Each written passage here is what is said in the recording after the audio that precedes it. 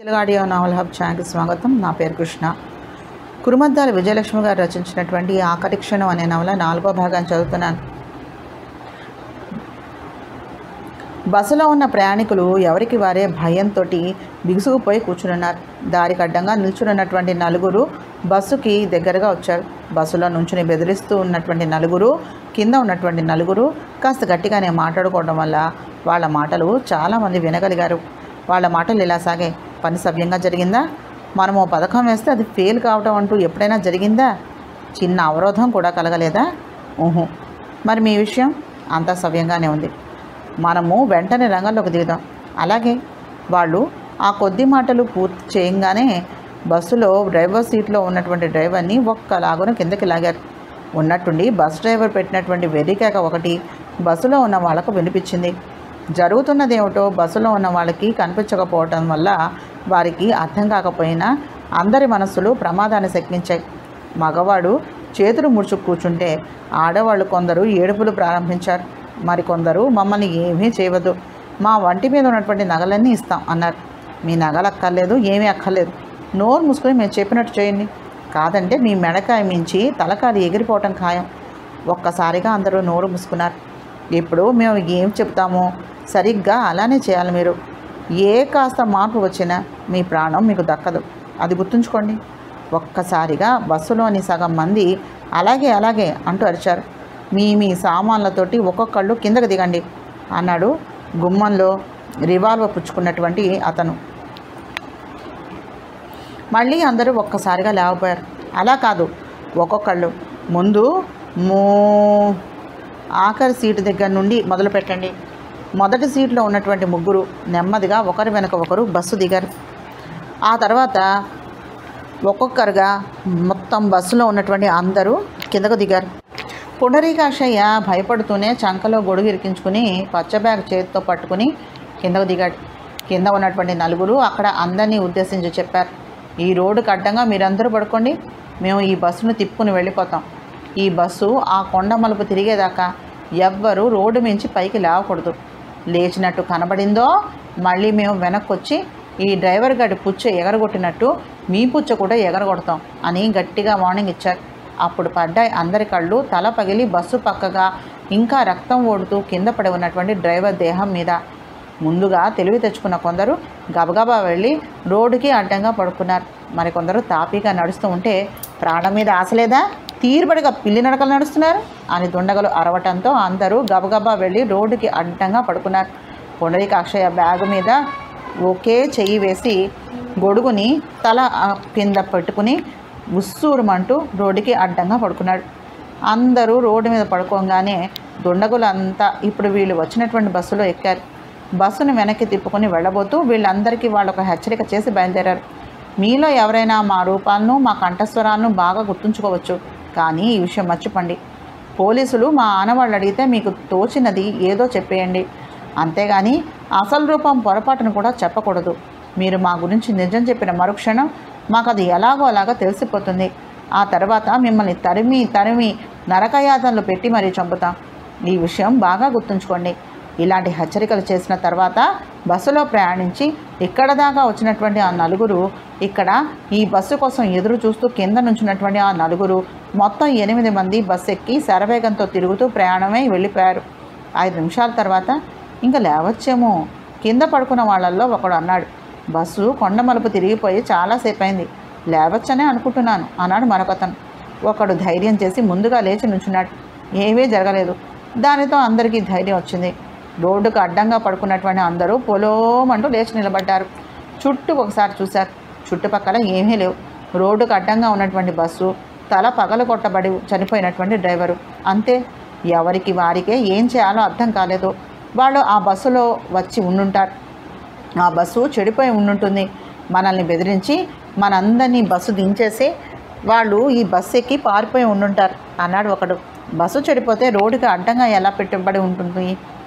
వెంటనే అన్నాడు మరొకడు. మనతో పాటు ప్రయాణించి మన బస్సులో 4 వచ్చారు కదా. ఒక ఆయన ఆలోచిస్తూ ఈ మాట పైకే అన్నాడు. మగవాళ్ళ సంభాషణ అలా ఉంటే ఆడవాళ్ళ మాటలు మరో రకంగా ఉన్నాయి. సంవత్సరం పాటు చీటీలు కట్టి మొన్ననే ఈ గాజులు జత చేయించుకున్నాను. ఆ దొంగ వెధవలు ఎక్కడిమ్మంటారో అని నా గుండెలు పింజాం పింజాం అంటూనే ఉన్నాయి అంది ఒక ఆమె చేతికున్నటువంటి కొత్త గాజుల తలతలను చూసుకుంటూ. నువ్వొక గాజుల జతకి అలా అంటున్నావు. నా ఒంటి మీద 20 కాసుల బంగారం ఉంది. వాళ్ళు దోచుకుని ఉండుంటే నా పని ఏమయ్యేది? వాళ్ళు దొంగలే ఉండరు, మరి ఎవరంటావు? అది నాకెలా తెలుస్తుంది? దొంగలు పడ్డ ఇల్లు, ఆముదం తాగినటువంటి కడుపు ఖాళీ కావాల్సిందేనని మా బామ్మ బతికున్న రోజుల్లో తరచూ అంటూ ఉండేది. ఇలా సాగుతున్నాయి ఆడవాళ్ళ కబుర్లు. జరిగింది ఏమిటో ఎవరికి అర్థం కాకపోయినా రోడ్డుకు అడ్డంగా ఉన్నటువంటి బస్సులో ఏముందో చూద్దామని కొందరు ఆ బస్సు కేసి నడిచారు. 2 నిమిషాల తర్వాత ఆ ప్రదేశం అంతా రణగుణ ధ్వని రాళ్లవానగా తయారైంది. ఇప్పుడు బస్సులో వెళ్ళిపోయినటువంటి దుండగులు చంపి ఉండుంటారు. ఆగి ఉన్నటువంటి బస్సులో 9 మంది మగవాళ్ళు, 2 ఆడవాళ్ళు చెదురుమదురుగా బస్సులో పడి చనిపోయి ఉన్నారు. కొందరు సీట్లలోనే ఒరిగిపోయి ఉన్నారు. బస్సు రక్త ప్రవాహంతో తడిసిపోయి ఉంది. రివాల్వర్ కాల్పులు, కత్తిపోట్లు, బలమైనటువంటి గాయాలతో మరణించి ఉన్నారు. అది చూసి అందరూ అవాక్కైపోయి నిల్చుండిపోయారు.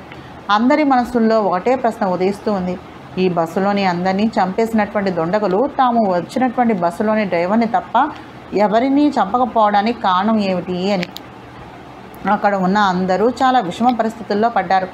దరిదాపులో ఊరు లేదు. రోడ్డున పడి వెనక్కో ముందుకో మనం ఇక్కడ ఉంటే మన మీదకి కేసు వస్తుంది. 1 2 సరిగ్గా 12 మంది ఘోరంగా హత్య చేయబడి ఉన్నారు. ప్రతి చిన్న విషయానికి భయపడే ఒక ఆయన చెప్పాడు. ఎవరినో చంపితే మన మీదకి ఎందుకు వస్తుంది? అంతా మీ భయం, ఊరుకోండి అన్నాడు ఇంకో ఆయన. మన మీదకి వస్తుంది అంటే మన హత్య చేయాలనే లేదు. పోలీసులు, కోర్టులు, సాక్ష్యాలు, వాటిని తప్పించుకోలేం కదా, నీరసపడి అన్నాడు ఆయన. ఆయన చాలాసార్లు చాలా విషయాల్లో కోర్టుకు ఎక్కి ఉన్నాడు. ఆయన జన్మ అంతా కోర్టుల చుట్టూ తిరగటం, సాక్ష్యాలు చెప్పటం. ఇప్పుడు కూడా అర్జెంటుగా కోర్టు పని మీదనే ఊరు వెళ్తూ ఇక్కడ దిగిపడిపోయాడు. ఆయన భయం అయింది. మళ్ళీ కోర్టు, సాక్ష్యాలు, పోలీసులు. మనం అంతా మారు మాట్లాడకుండా ఇక్కడి నుంచి వెళ్ళామనుకో, ఆ తర్వాత పోలీసులకు తెలిస్తే అది ఇంకా పెద్ద నేరం అవుతుంది కదా. నిజమేనండి, నాకు ఆ ఆలోచన రాలేదు సుమా. అప్పుడు పెదవి విప్పాడు పుండరీకాక్షయ్య. పోలీసు వాళ్ళకి కబురు వెళ్ళి వాళ్ళు వచ్చేదాకా మనకి రోడ్డు మీద నరకం తప్పదన్నమాట. ఇలా ఎంతసేపు? అప్పుడు తట్టింది అక్కడ ఉన్నటువంటి అందరికీ ఒకే మాట. ఇక్కడ దారుణం జరిగినట్టు ఈ వార్త పోలీసులకు ఎవరు చేరవేస్తారు? ఎవరో ఒకరు నడిచి ముందుకో వెనక్కో వెళ్ళాలి. అప్పుడు ఈ ఘోరం సంగతి ఎవరికైనా తెలియపరచవచ్చు. అప్పుడు వాళ్ళు ఈ వార్త మోసుకెళ్ళిన వాడు, ఆ పోలీసులు స్టేషన్కి వెళ్ళాలి. ఇదంతా జరిగేసరికి ఎంత సమయం పడుతుందో ఎవరికీ తెలియదు. ఆ తర్వాత పోలెడు తటంగా ఉంది. అప్పుడు ఎవరిళ్లకు వాళ్ళు. ఇదంతా ఆలోచించేసరికి ఎవరికి వారికే అంతులేని నీరసం వచ్చింది. ఎన్ని విధాలా ఆలోచించినా ఒకే మార్గం తప్ప రెండో మార్గం కనిపించలేదు. ప్రయాణికులలో కాస్త వయసు ఉన్నటువంటి కుర్రాన్ని పట్టుకుని, నువ్వు నడిచి వెళ్ళరా బాబు అంటే, నాకు నడవటానికైతే బలం ఉంది కానీ మాట్లాడటానికి భయం, నేను చస్తే వెళ్ళను అన్నాడు వాడు. నేను వెళ్దామంటే నేను నడవలేను, 10 అడుగులు వేస్తే చాలు, కాళ్ళు తిమ్మిళ్ళు ఎక్కిపోవటము, కాళ్ళ నొప్పులు. ఎవరూ అడగకపోయినా చెప్పాడు పుండరీకాక్షయ్య. అందరూ అలా తర్జన భజన పడుతూ ఉండగా బస్సు హార్న్ వినిపించింది. అదిగో బస్సు హార్న్ వినిపించిందా? ఆనందంగా వాళ్లలో ఒక అతను అరిచి మరీ చెప్పాడు. అవును వినిపించింది, అది నిజంగా బస్సు హార్నే అన్నాడు ఇంకొక ఆయన. హారన్ వినిపించింది అంటే బస్సు వస్తున్నట్టే కదా అన్నాడు పుండరీకాక్షయ్య. వస్తున్నట్టు ఏమిటండి? అదిగో వస్తూ ఉంటేను దూరంగా కాను వచ్చినటువంటి బస్సును చూపిస్తూ అన్నాడు ఆయన. బస్సును చూడంగానే అందరి ముఖాల్లోనూ ఆనందం తాండవించింది. బస్సు ఆపమని చెయ్యి ఊపుదాం, లేకపోతే వెళ్ళిపోతుంది ఒకతను అన్నాడు. చెయ్యి ఊపినా కూడా బస్సు ఆగకుండా వెళ్ళిపోయిన సందర్భాలు ఉన్నాయి కదా. ఓ అనుమానాల రావు తనకు వచ్చినటువంటి అనుమానాన్ని వ్యక్తం చేశాడు. మనం ఇలా మీనవేషాలు లెక్కపడుతూ కూర్చుంటే బస్సు ఇలా రావటం అలా పోవటం జరిగిపోతుంది. అన్నిటికన్నా మంచి పని ఏమిటంటే మన అందరము కలిసి రోడ్డుకి అడ్డంగా నుంచోవటం. పుండరీకాక్షయ్య ఆ మాట అనగానే అందరూ పొలోమంటూ రోడ్డుకి అడ్డంగా నుంచున్నారు. వాళ్ళ కంగారులో అలా ఆలోచించారు కానీ వాళ్ళంతా కలిసి రోడ్డుకి అడ్డంగా నుంచోకపోయినా వస్తున్నటువంటి బస్సు ఎలాగో అక్కడ ఆగేది.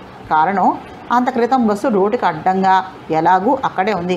స్పీడ్గా వస్తున్నటువంటి బస్సు ఆమడ దూరంగా ఉండగానే వీళ్ళని చూడటం జరిగింది.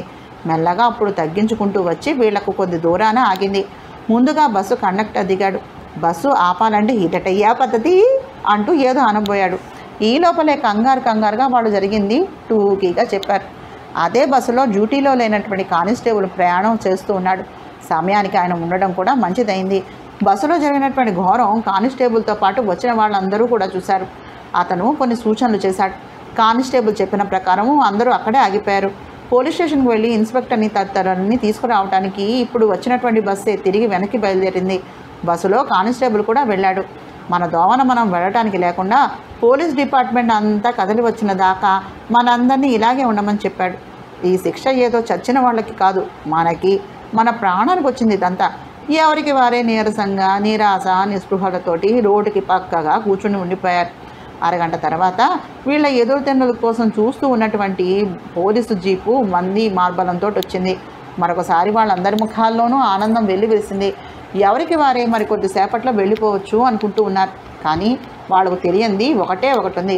కొరివితో దలగొక్కోవడం కన్నా పోలీసులతో వ్యవహారం మాచెడ్డ చిరాకని. మరి కొద్దిసేపట్లో అందరికీ అనుభవం మొదలైంది. పోలీసు వాళ్ళు ఎవరిని అంత తొందరగా వదలరు.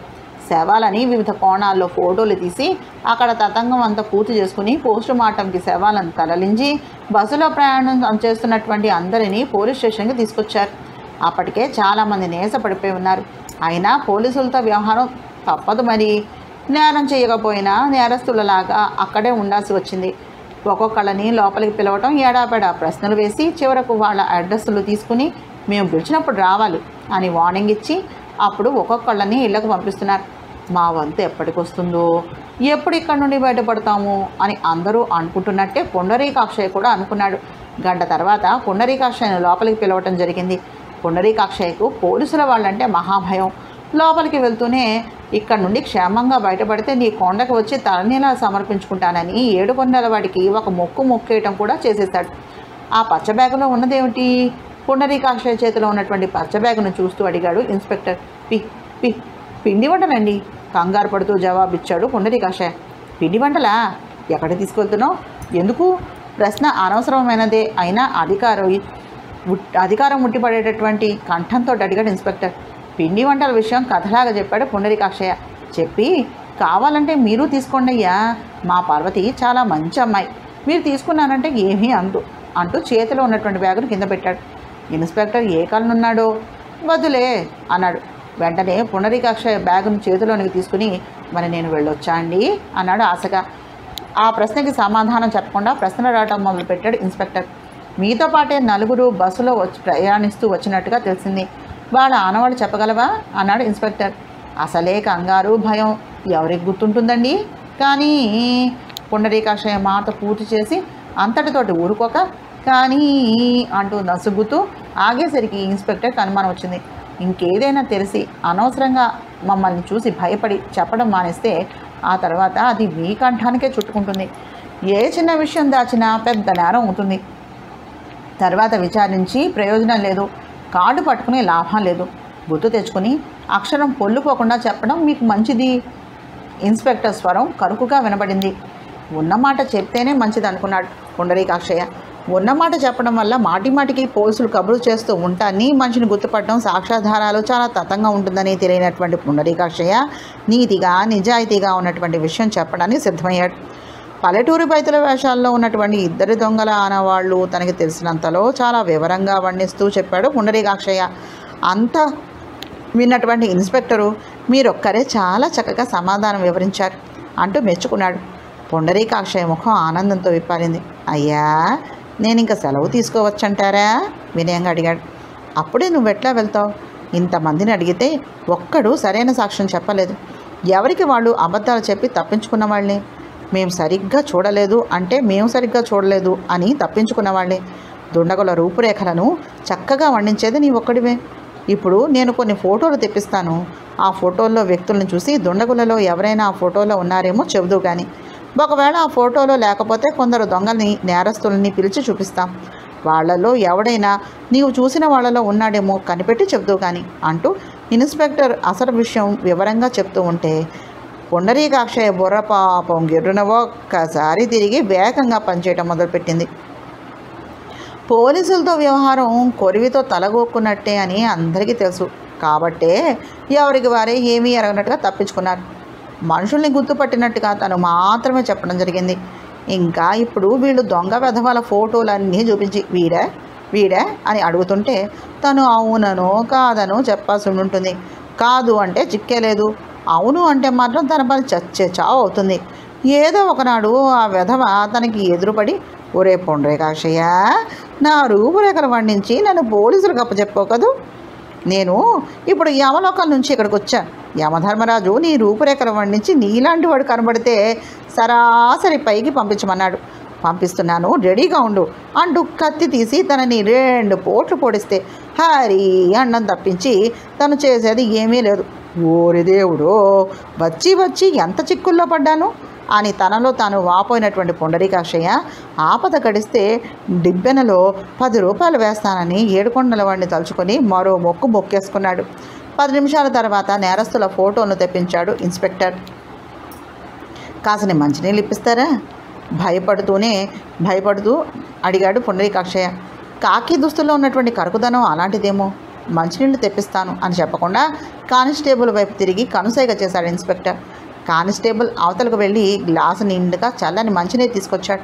చల్లగా ఆ మంచినీళ్ళు తాగేసరికి పుండరీకాక్షయ్య ప్రాణం కాస్తంత కుట్టపడింది. ఇంకా కావాలా? కానిస్టేబుల్ అడిగాడు. మరోసారి అవసరమైతే అడగవచ్చులే అనుకున్నటువంటి పుండరీకాక్షయ్య, చాలండి, చాలు అన్నాడు. ఆ తర్వాత అసలు తతంగం మొదలైంది. ఇన్స్పెక్టర్ ఒక్కో నేరస్తుడి ఫోటో తీసి పుండరీకాక్షయ్యకి చూపిస్తూ, వీడి ఫోటో బాగా చూసి చెప్పండి, ఏ కొద్ది పోలికలున్నా దాయకుండా చెప్తే మిగతాది మేము చూసుకుంటాం అన్నాడు ఇన్స్పెక్టర్. ఎందుకైనా మంచిదని పుండరీకాక్షయ్య ఎంతో ముందు జాగ్రత్త వహించి నేరస్తుడి ఫోటోని బాగా పరీక్షించి, అబ్బే వీడు కాదండి అంటూ ఫోటోని పక్కన పెట్టడం మొదలుపెట్టాడు. ఇన్స్పెక్టర్ దాదాపు 40 ఫోటోలను చూపించాడు. ఆ 40 మంది తానెప్పుడు చూడలేదని చెప్పాడు పుండరీకాక్షయ్య. చెప్పి అంతటితో ఊరుకోక, వీళ్ళలో ఏ ఒక్కడికైనా ఎడమ కన్ను కాస్త మెల్ల ఉంటే బాగుండేది ఆలోచిస్తూ అన్నట్టుగా అన్నాడు పుండరీకాక్షయ్య. ఎడమ కన్ను మెల్ల అన్నాడు ఇన్స్పెక్టర్. అవునండి, కుడి కన్ను కాదు, ఎడమ కన్ను పుండరీకాక్షయ్య వినయంగా చెప్పాడు. ఎడమ కన్ను మెల్ల? ఎవరికి, దేనికి? ఇన్స్పెక్టర్ కాస్త విసుగుతూ అన్నాడు. మరి మీరు ఫోటోలు చూపించారు కదండి గుర్తుపట్టమని. చూపించాను. చూపిస్తే ఏమిటి? గుర్తుపట్టాలి కదా. అవును, గుర్తుపట్టాలి. అలాంటప్పుడు మెల్ల ఉండాలి కదా. ఇప్పుడు చెప్పేది నాకు అర్థం కావట్లేదు. ఆ చెప్పేదేదో సరిగ్గా చెప్పు విసుక్కుంటూ అన్నాడు ఇన్స్పెక్టర్. మీరు ఇన్ని ఫోటోలు చూపించారు కదండి, వాళ్ళల్లో ఒక్కడికి కూడా ఎడమ కంటికి మెల్లలేదు. నేరస్తుడిని గుర్తుపట్టవయ్యా అంటే మెల్లకన్ను లేదంటావేమిటి? నీవు నేరస్తుడిని గుర్తుపట్టడానికి మెల్లకన్నుకి ఏమిటి సంబంధం? సంబంధం ఏమిటో తెలియదు కానివ్వండి, నేను చూసిన నలుగురిలో ఒకటి ఎడమ కంటికి బాగా మెల్ల ఉంది. వాడు బస్సులో బెదిరిస్తూ ఉన్నప్పుడు నా వైపు చూశాడో మరొకటి వైపు చూశాడో తెలియక, నన్నేనా బాబు అని పలకరించబోయాను. నోరు ముయ్యరా ముసలి నక్క అని వాడు ఒక్క అరుపు అరిచేసరికి నా ప్రాణం అప్పటికప్పుడే పోయిందనుకోండి భయంతో. ఆ దెబ్బతోటి మళ్ళీ పెదవి కదిపితే ఒట్టు. పుండరీకాక్షయ్య చాలా చక్కగా చెప్పాడు. అప్పటికి ఇన్స్పెక్టర్కి చూచాయిగా విషయం అర్థమైంది. ఈ ముసలాడికి సాక్ష్యం చెప్పడం సరిగ్గా రాదు. ఇందాక ఈ నలుగురిని వండించినప్పుడే అందులో ఒకటికి మెల్ల ఉందని చెప్పవచ్చు కదా. ఇంత చిన్న విషయం కూడా చెప్పడం రాకపోయే. ఇలాంటి మూర్ఖులు ఉంటే దేశం ఎలా బాగుపడేను అని ఒక్క క్షణం తనలో తాను చింతించి, ఈ ముసలివాడు ఉత్త అమాయకుడు, తనే తెలివిగా ప్రశ్నలు వేసి సమాధానం రాబట్టుకోవాలి అనుకున్నాడు. ఇంకా నేను వెళ్ళవచ్చా అండి? పుండరీకాక్షయ్య వినయంగా అడిగాడు. మరి కాస్త తతంగం ఉంది అన్నాడు ఇన్స్పెక్టర్. తతంగమా నా బొంద? సాధకర్మలు పెట్టుకుంటున్నట్టు తతంగం అంట. తతంగం. అందరూ అలా లోపలికి వెళ్ళి ఇలా బయటకు వచ్చారు. నేనేమో ఈయన దగ్గర ఇలా ఇరుక్కుపోయాను. తిక్క సమాధానాలు చెప్తే కానీ వదిలిపెట్టేటట్టుగా లేడు ఈ ఇన్స్పెక్టరు అనుకున్నాడు పుండరీకాక్షయ్య. పుండరీకాక్షయ్య మొహంలోకి ఒకసారి పరిశీలనగా చూసి ఇన్స్పెక్టర్ ప్రశ్నల వర్షాన్ని కురిపించడం మొదలుపెట్టాడు. నువ్వు చూసిన నలుగురిలో ఒకటికి మెల్ల కన్ను ఉంది. మెల్ల కూడా 2 కళ్ళకి లేక ఒక కంటికి మాత్రమే ఉంది. అది కూడా ఎడమ కంటికి మాత్రమే, అవునా? ఇన్స్పెక్టర్ అన్నాడు. సరిగ్గా అవునండి. పుండరీకాక్షయ్య చాలా వినయంగా చెప్పాడు. అవునో కాదో చెప్తే చాలు, సరిగ్గా అంటూ అంత నొక్కి చెప్పక్కర్లేదు. అలాగేనండి, గుడ్. ఇప్పుడు చెప్పు, ఆ నలుగురిలో ఒకటికి ఎడమ కన్ను మెల్ల, అంతేనా? అంతేనండి. వాడి చెవులు చిన్నవా పెద్దవా? సరిగ్గా మీ చెవులంతా ఉంటాయండి. ఇన్స్పెక్టర్ చెవుల వైపు వేలు పెట్టి చూపిస్తూ మరీ చెప్పాడు పుండరీకాక్షయ్య. ఇన్స్పెక్టర్ గతుక్కుమన్నాడు. నీ దొంపదగా నీ కళ్ళకి నా చెవులే కనబడ్డాయా? నేరస్తుడి నోరు ఎట్లా ఉంటుందని ఈ తప్ప అడిగితే మీ నోరు కన్నా కాస్త పెద్దదో చిన్నదో అని చెప్పేటట్టుగా ఉన్నాడు. ముందే వార్నింగ్ ఇస్తే మంచిది అనుకున్నటువంటి ఇన్స్పెక్టర్ ఎప్పుడు కూడా మా వైపు వేలు చూపించి చెప్పకూడదు, నీకు తెలిసినట్టు చెప్పు అంతవరకే అంటూ కరుకుగా చెప్పాడు. కాస్త నాకు తెలియదు కదండి, అందుకనే అలా చెప్పాను. ఇంకెప్పుడు అలాగ చెప్పనులేండి అమాయకంగా ముఖం పెట్టి అన్నాడు పుండరీకాక్షయ్య. నలుగురు నేరస్తులను చూసావు అవునా? అవునండి. వాళ్ళ నలుగురిని వర్ణించి కూడా చెప్పావు. కానీ వాళ్ళల్లో ఉన్నటువంటి వంకలు, మెల్లకన్ను, కుంటికాలు అలాంటివి ఏమైనా ఉంటే వాటి వివరాలు చెప్పలేదు. బాగా గుర్తు తెచ్చుకుని నీవు చూసినటువంటి ఆ నలుగురిలో గుర్తుపట్టడానికి వీలైనటువంటి లోపాలు ఏమైనా ఉంటే వాటి గురించి వివరంగా చెప్పు అన్నాడు ఇన్స్పెక్టర్. ఇన్స్పెక్టర్ ఆ మాట చెప్పంగానే కొద్దిసేపు తీవ్రాలోచన చేస్తున్న వాళ్ళ ముఖం బట్టి అబ్బే ఎవరికి ఏ లోపమూ లేదండి అని తేల్చేసి చెప్పేశాడు. బాగా గుర్తు తెచ్చుకో, వాళ్ళలో ఏ లోపం లేనిదే ఎంత బాగా గుర్తు తెచ్చుకున్నా ఏం లాభం అండి అని ఎదురు ప్రశ్న వేశాడు పుండరీకాక్షయ్య. కానీ ఆయన తీవ్రంగా ఆలోచించింది మరొకటి. పార్వతమ్మ, నీ కొడుకుకి అనుకున్న సమయానికి పిండి వంటలు అందించలేకపోయాను. అడుగడుగునా అడ్డంకులే. అయినా ఏం పర్వాలేదు. వీటన్నింటినీ అధిగమించి వీలైనంత తొందరగా ప్రయాణం చేసి చంద్రాన్ని చేరి బ్యాగుని అందించడమే కాదు, బ్యాగులో ఉన్నటువంటి తీపి పిండి వంటలను నా చేత్తో నోట్లో పెట్టి మరీ తినిపిస్తాను. పుండరీకాక్షయ్య అనుకున్నది ఈ మాటలు. పుండరీకాక్షయ్యకు పట్టినటువంటి శని ఇంకా వదలలేదు. పోలీసులతో వ్యవహారం అంటే ఆషామాషి కాదు. పుండరీకాక్షయ్యని జిడ్డులా పట్టుకున్నాడు ఇన్స్పెక్టర్. పాత నేరస్తుల ఫోటోలు చూపించడం అయింది. ఫలితం కానరాలేదు. అడ్డమైన ప్రశ్నలు ఆ తర్వాత వేయటం జరిగింది. ఆ ప్రశ్నలు వేటికి తిన్నగా సమాధానాలు రాలేదు. ఇక మిగిలినటువంటి కార్యక్రమం ఒకటి ఉంది. తమ దగ్గర సెల్లో ఉన్నటువంటి నేరస్తులను పుండరీకాక్షయ్యకు చూపించి వాళ్ళల్లో ఎవడి పోలికల కన్నా ఆ నేరస్తుల దగ్గర ఉన్నాయా అని అడగటం. దానివల్ల లాభం ఉన్నా లేకపోయినా డ్యూటీ ప్రకారం చేయక తప్పదు. విధి నిర్వహణలోనికి దిగాడు ఇన్స్పెక్టర్. అక్కడ సెల్లో రకరకాల నేరస్తులు 26 మంది ఉన్నారు. ఆ 26 మందిని యువతలకు పిలిపించి వరుసగా నుంచోబెట్టించి పుండరీకాక్షయ్యను అక్కడికి తీసుకుని వెళ్ళాడు ఇన్స్పెక్టర్. పుండరీకాక్షయ్య ఒక్కొక్కరిని చూస్తూ వీడికన్నా కాస్త ఎత్తు, వీడికన్నా కాస్త ఎత్తు తక్కువ, లావు సన్నం అంటూ మార్పులు చేర్పులు చేసి మరీ చెప్పాడు. వాళ్ళల్లో ఒకటిని ఎప్పుడో ఎక్కడో చూసినట్టుంటే ఇలాంటి వాడిని ఎక్కడ చూశానబ్బా అనుకుంటూ పుండరీకాక్షయ్య వాడి ముఖంలోకి గుచ్చి గుచ్చి చూస్తూ ఉంటే వాడు కళ్ళెర్రజేసి పుండరీకాక్షయ్యను చూశాడు. దాంతో పుండరీకాక్షయ్య పూర్తిగా వెనక్కు తగ్గాడు. చివరికి పుండరీకాక్షయ్య వల్ల కించిత్ లాభం లేదని గ్రహించినటువంటి ఇన్స్పెక్టర్ ఆయన అడ్రస్ తీసుకుని నేను ఎప్పుడు కబురు చేస్తే అప్పుడు తక్షణం ఇక్కడికి వాలాలి అని చెప్పాడు. వాలడానికి నేనేమన్నా పక్షినా అనుకున్నటువంటి పుండరీకాక్షయ్య మీరు కాకి చేత కబురు పంపిస్తే చాలు, ఉన్న పళాన వచ్చి ఇక్కడ వాళ్తానండి. కానీ మీరు ఆ సమయంలో నేను ఇంట్లో లేకపోతే ఎలాగండి అమాయకంగా ముఖం పెట్టి అడిగాడు పుండరీకాక్షయ్య. ఆ పాటలేవో మేము పడతాం, ఎవరు ఎక్కడ ఉన్నా మేము వెళ్ళగలం, అదంతా మేము చూసుకుంటాం.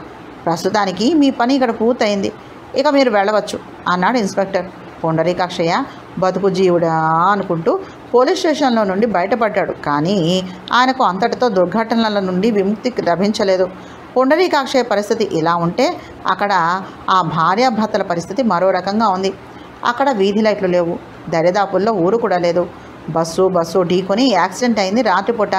అంత క్రితం వానపడి ఇప్పుడు ఆగినా ఆకాశం మాత్రం ఇంకా మేఘావృతమై ఉంది. దాంతో ఆ ప్రదేశం అంతా కటిక చీకటిగా ఉంది. బస్సు గుద్దుకున్న తర్వాత ముందు బస్సు వెళ్ళి బాగా పల్లంగా ఉన్నటువంటి ఒక నీటి కుంటలో కూరుకుపోయింది. అప్పటికప్పుడే బస్సులోకి బురద నీళ్లు వచ్చేసాయి. ఆ బస్సులో వాళ్ళు ఎంతమంది సజీవులుగా ఉన్నారో మరెంతమంది విగత జీవులుగా ఉన్నారో ఆ భగవంతుడికి తెలియాల్సిందే. బస్సు పల్లంలోకి జారిపోయేటప్పుడు వినిపించినటువంటి హాహాకారాలు తప్ప మళ్ళీ శబ్దం అన్నది ఆఖరికి చిన్న మూలుగు కూడా ఆ బస్సులోంచి వినిపించలేదు. ఆ బస్సు సంగతి అలా ఉంటే శివరావు వాళ్ళు ఎక్కినటువంటి బస్సు పరిస్థితి మరో విధంగా ఉంది. అక్కడే ఉన్నటువంటి పెద్ద మర్రి చెట్టుకు వెళ్ళి బస్సు ముందు భాగం బలంగా గుద్దుకోవడంతో బస్సు ముందు భాగం అప్పచ్చిలాగా అణిగిపోయింది. డ్రైవింగ్ సీట్లో ఉన్నటువంటి డ్రైవర్ శరీరము సీటుకి ఇంజన్కి మధ్యన నొక్కుకుపోయి నుజ్జు అయిపోయింది. అంతేకాదు బస్సు స్పీడ్గా వెళ్ళి గుద్దుకోవటం వల్ల ముందు సీటులో ఉన్నటువంటి ఓ 4 సీట్ల మధ్యన ఇరుక్కుపోయి అక్కడికక్కడే మరణించారు. చాలామంది కాళ్ళు విరిగి చేతులు విరిగి బాధతోటి అరిచేవాళ్ళు, షాక్ తోటి తెలివి తప్పిపడి ఇబ్బంది పడుతూ ఉన్నవాళ్ళు బస్సు లోపల నానా గందరగోళంతో ఏర్పడి ఉంది. ఇంజన్ భాగం పూర్తిగా పాడు కావటం వల్ల బస్సులో అంతవరకు వెలుగుతూ ఉన్నటువంటి లైట్లు ఆరిపోయాయి. బయట చీకటి, బస్సు లోపల చీకటి. చనిపోయిన వారెందరో, బతికిన వారికి ఎందరో, గాయాలతోటి బాధపడేవారు ఇంకెందరో, ఒకళ్ళకి తెలియకుండా పోయింది. బస్సు ప్రమాదంలో ఇంకా బతికున్నటువంటి భయస్థులు పెద్దగా ఏడుపులు అరుపులు ప్రారంభించారు.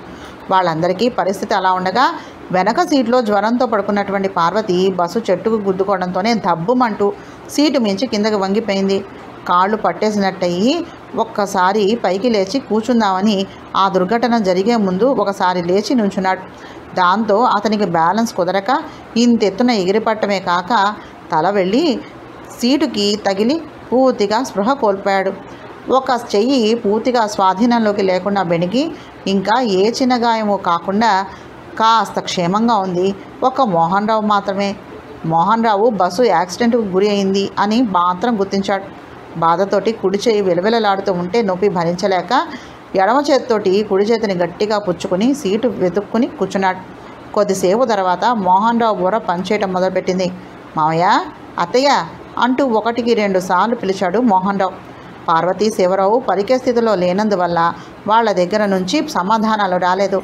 మోహన్ రావు ఆ చీకట్లో గ్రహించలేదు కానీ ఆ విసురుకి 2 సీట్లకు యువతల వచ్చి పడ్డాడు. అతనికి ఆ చీకట్లో ఎవరిదో కాలు మరెవరిదో చెయ్యి తగిలే. వాళ్ళు చనిపోయారో స్పృహ తప్పి ఉన్నారో తెలియదు కానీ ప్రస్తుతానికి మాట్లాడే స్థితిలో మాటలు లేరు. మోహన్ రావు లేచి నడవబోయేసరికి అతని కాలు వెళ్ళి ఎవరికో తగిలింది. దాంతో అతను ఎగిరి గంతేసినంత పని చేసి ముందుకు తూలిపడ్డాడు.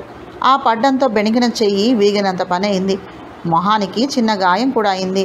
అలాగే ఆ చీకట్లో తడుముతుంటే మనుషులు తెలుస్తూ ఉన్నారు. కానీ దాంట్లో అత్తయ్య ఎవరో మావయ్య ఎవరో మాత్రం తెలియలేదు. మరోసారి అత్తయ్య, మావయ్య అరిచి చూశాడు. కించిత్ ప్రయోజనం లేదు. అందరూ కేకలు ఏడ్పులు ఆపండి. బస్సులో ఉన్నటువంటి ఎవరో గట్టిగా అరిచి చెప్పారు. ఆయన మాట ఎవ్వరూ వినిపించుకోకపోగా ఆడవాళ్ళు మరి కాస్త కంఠం పెంచి ఏడవటం మొదలుపెట్టారు. మీరంతా ముంద కేకలు ఏడుపులు ఆపితే ఏం చేయాలో చెప్తాను. 1-2 సార్లు అరచి మరీ చెప్పాడు. ఇందాక అరిచిన ఆయన అరుపుకి ఈ తఫా కాస్త ఫలితం కనిపించింది. అరుపులు కేకలు ఆగిపోయాయి. చిన్నగా మూలుగులు ఏడుపులు బదులు వెక్కటం మాత్రం వినిపించసాగాయి. బస్సు ప్రమాదానికి లోనైందని మనందరికీ తెలుసు. మనలో బాగున్న వాళ్ళు జాగ్రత్తగా ముందుగా బస్సులోంచి కిందకు దిగి ఆ తర్వాత లోపలి వారిని బయటకు తీసుకుని రావాలి. మీ దగ్గర ఎవరి దగ్గరైనా టార్చ్ లైట్ ఉందా? ఆ చెప్పిన ఆయన కాస్త తెలివిగల ఆయనలాగున్నాడు. ధైర్యము, ఉపాయము, కర్తవ్యము చెప్పి టార్చ్ లైట్ అడిగాడు. నా దగ్గర ఉంది. బస్సులో ఎవరు అరిచారు.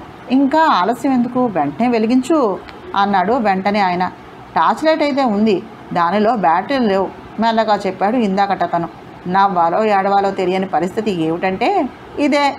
వాళ్ళ మాటలు అలా జరుగుతూ ఉండగా మోహన్ రావుకి గుర్తొచ్చింది తన బ్యాగులో టార్చ్ లైట్ ఉన్న సంగతి. తన దగ్గర టార్చ్ లైట్ ఉన్న సంగతి ముందే చెప్పకుండా బ్యాగ్ కోసం తడుకున్నాడు. బ్యాగు సీట్ల మధ్యనే పడిందో, ఎగిరి వెళ్ళి ఇంకా దూరంగా పడిందో కానీ మోహన్ రావు తడివి చూసినంతలో మాత్రం కానరాలేదు. మోహన్ రావుకి ఏం చేయాలో పాలుపోలేదు.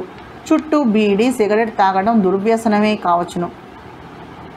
కానీ సిగరెట్ తాగే ఒక ఆయన జేబులో అగ్గిపెట్టె ఉండడంతో ఆ అగ్గిపెట్టెలో 1 డజన్ పుల్లలే ఉండడంతో అంతవరకు అదృష్టమే. బస్సుకి యాక్సిడెంట్కి అగ్గిపెట్టె ఎగిరి వెళ్ళి అల్లంత దూరాన పడక ప్యాంటు జేబులో క్షేమంగా ఉండడంతో సిగరెట్ తాగే అతను అగ్గిపెట్టె జేబులో నుంచి తీసి అగ్గి పుల్లను వెలిగించాడు. కొద్దిపాటి వెలుగు అయినా బస్సు లోపల చాలా భాగాన్ని ప్రసరించింది.